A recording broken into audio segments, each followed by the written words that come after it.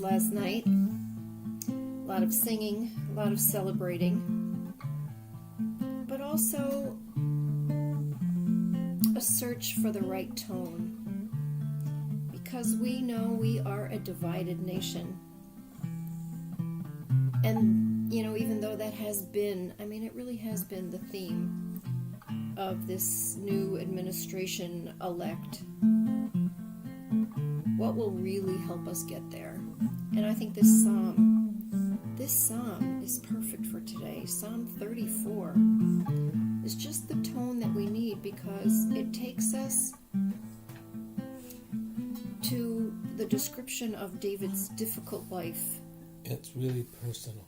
It's so personal, right? It's like, here's my personal message. Here's my message. My message is, this is what I'm feeling. I felt this, and I'm not going to forget this. I'm not going to forget what it felt like for me to be humbled. I'm not going to forget what it felt like for me to go through loss. And I'm going to carry that with me as I serve you. I think that's right. A personally served. It's kind of what we've heard, right, from Kamala. It's what we've heard from Joe. It's what we've heard from Corey Bush. Don't let me, God, forget where I've come from. Because if there is going to be healing between these great divides and healing for the soul of America, it will be to not forget. So, call for a prayer so we can get right into this psalm.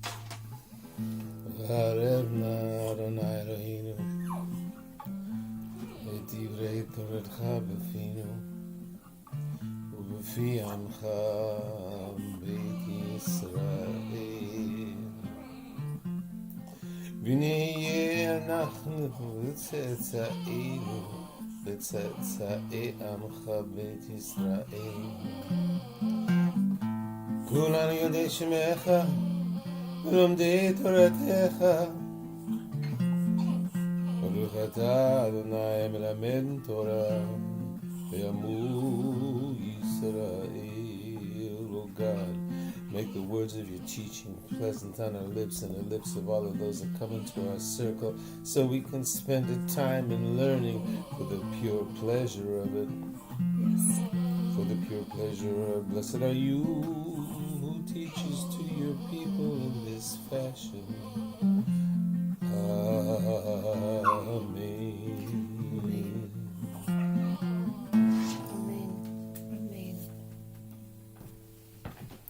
So let us remember to learn through this transition period. Let us remember the words humility and service and remembering where we've come from. Let us remember the notion of what it takes to bridge these divides that will not go away. But we have an opening here. We have a little bit of hope. So I'm going to begin reading this psalm. Yeah, we've got a little dog issue going on here. There we go. Outside. Okay. So here we go with Psalm 34. This is another Le David. So many of these psalms that, some of the psalms tell us to stay in the song, stay in the moment, deepen in this moment. And some of the psalms, including Psalm 1, and we've said this many times, Ashrei, according to Hirsch, Ashrei is not happy, right? It includes happiness, but it's because there is this notion of going forward, Le David, toward peace, toward joy, toward justice. This is a notion of movement, and this is a psalm, I think, appropriately for today, the day after the announcement and the singing and dancing in the streets of some of America. Le David. And what is it, Le David? What are we remembering here? As Jim said, this is a very personal reflection by, David through the psalmist here, using this image of how David had to go before Abimelech, Avimelech, not the same Avimelech that we've had, throughout Genesis, but this Avimelech is the epitome of, what happens to you when you have to save your own life. What are you willing to do? How do you save your life without betraying who you are? Remember how many times, our patriarchs had to pretend that their wives were their sisters, right? So David goes, disguises himself. Disguised, it says his mind. David disguises his mind before Avimelech. And so the latter drove him away, and he departed. In other words, David didn't, he pretended he was feeble, mentally feeble. He disguised his brilliant mind, maybe used brilliance to disguise his mind. And so Avimelech didn't feel in any way challenged, right? So, but now David wants to explain to us and share that desperation, that desperate moment with us. And he wants to use it. He wants to remember what it felt like to have to hide who you were to save your life. Which really we need to learn from, because nobody should ever have to do that, right? Sell themselves out. So David disguised his mind, he made himself feeble-minded before Avimelech. And so the latter drove him away, and he departed. And so then David says, I shall henceforth praise, the truth, right? Godliness at all times. And let the praise of God's deliverance, right? Mighty acts continually remain in my mouth. I will not forget that I was delivered. I will not, David says. And this is that teaching we have, where in one pocket you have, the note that says, the world was created for me, which we should all feel in some way, right? We all matter, we all have infinite worth. But in the other pocket that you have to look at every day, it says, I'm dust. That was the last thing created in the creation story. The bugs and the gnats were created before I was. We are a speck in the universe, and both are true, and somehow we have to learn to hold both of those truths if we are going to make the right decisions. That's what David is learning here, and he wants to share with us. He wants to share with us this tremendous humility and this recognition that his service is service to God, which is the common good, right? Verse 3, even now my soul glories in you. Let the humble hear it and be glad, right? There it is, that humility again. You want to do this with me? We're up to verse 3. This notion of humility, because that's how we're going to grow, right? That's how we're going to grow this we, the people, is everybody's going to have to sacrifice a little bit. Everybody's going to have to recognize that, in order for those who have had no voice to have a voice, the people with privilege are going to have to step back and make room, right? You got to make room. Verse 4, and be glad about it, right? Verse 4, magnify Gadlu Ladonai iti Unaroma Shemo Yachdav. We hear that all the time. This is what we sing when we take the Torah out, right? These are the words that come. Then we have to examine it. Yeah, I've examined it. The Rashti. Right. Gadlu Ladonai iti Unaroma Shemo Yachdav. Look deep into it. Right. Magnify this. I got released from my fear. I looked deep into it. I went inside it more. Yeah. Darashti, right? Darashti. I did the drush. I did the midrash. I expounded on this. Oh my gosh. You want to see some light? Verse 6. Yeah. Maybe you'll get a little light out of that. Yeah. I sought God, and God answered me and delivered me from all my fears, right? How? In study, in learning, in lidrosh, in studying, this teaching, right? How do we not say that with remembering of blessed memory, Jonathan Sachs, who gave us so many great teachings about Torah. So verse 6, they looked at him and, like Jimmy said, were radiant. We see the light. Their faces shall never be diminished, right?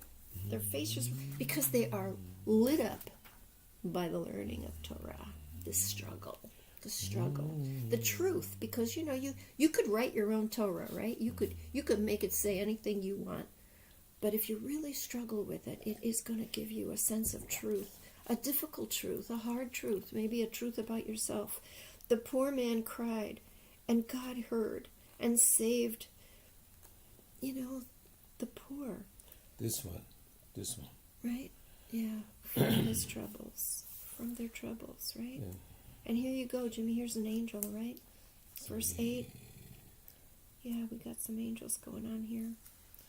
Malach Adonai, the angel of God. Angels around it. Look at the next verse. I love the next verse. That fear God and Taste, deliver them. ta'am. Consider and see that God is good.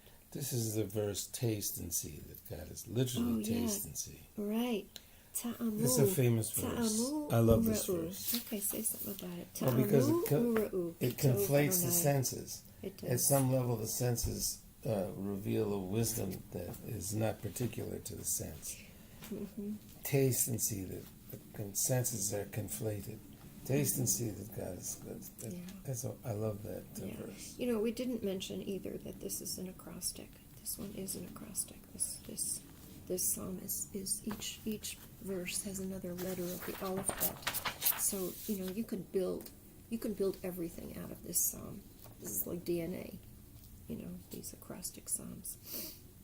Are we up to verse 10? I love that. Yeah. Taste and see. Oh, yes. And that's what the angels do, right? Because the angels can only tell the truth. Is that what he said? Well, they only can do one. Yeah, they only can do one thing at a time. So that is a little bit of truth here. They're Taste obsessed. and see. Little OCD, right? Angels. Taste and see how good God is. Ashrei, is this happy? Happy is the man. Here we go. Verse 9. Happy is the man. Ashrei, Hageber.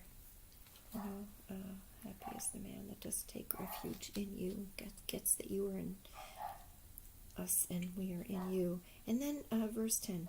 And also fear, Yiru. We got that Yiru again, this awe of God, God's holy ones. For there is no want to them that fear God. Verse 11. Don't you love this one? The young lions do lack and suffer hunger. Look at all the young people who have raised up. This is the future. That's why we have hope that we will continue to, to grow this new we that is growing. Here are these young people, right? They have lacked and they've suffered hunger, but they seek God, right?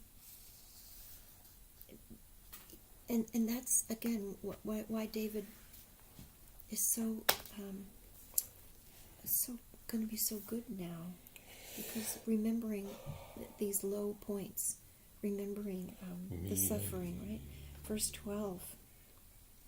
So come, lechu vanim, right? Shim'u li, come, children, listen to me. I will teach you Yirat. I will teach you Yirat Adonai. Mihaish, who's a person? Chafetz Chaim, this is where his name comes from. Someone who loves life. Chafetz Chaim, Ohev Yamin, Lirotov, right? Samson Raphael Hirsch is not Chofetz B'Chaim, Chofetz Chaim. Love life. Mihaish, who's a person? This is a verse we can go back to again and again. Who is that person? Mihaish, who are you? Is this you that desires life? Nitzor Loves days Shomcha. that you may see good therein. Speak, use your words. Yeah, right. Keep your tongue from evil. Don't say, stay away from contaminants. Mm-hmm. Spoken contaminants. They're Apart from contaminating. evil. Right. I've heard you teach that to people. Surmera. Turn away from that stuff. Yeah, there are people who will pollute your Do thoughts. good. There will people who will pollute your actions. We know this. Do good instead. I think that's why sometimes we feel when we've been watching, we feel like we're watching middle school, right? Maybe not even middle school, because, we have to learn. We learn how to not bully, right? We learn how to not do to others what was done to us, maybe. So don't let others... 16. God's eyes and ears. Pay attention to that. Right, the eyes of God are toward the righteous. God's ears are open to their cry. Well, we know that is true again and again in Torah. And then verse 17, the face of God is against them who do evil. What do you think about that? The face of God is against those that do evil, to cut off the remembrance of them from the earth. There's nothing worse to be cut off, right? Crying and That hearing is the ultimate punishment. and It's not even death, right? The ultimate punishment is to be cut off, right? To be alone, to be cut off from everything. But here's what you can get near to, 19. Yeah. Karov. Well, they cried and God heard and delivered them out of their troubles. So that in verse 19, Karov Hashem. Yeah. Those who are God. brokenhearted.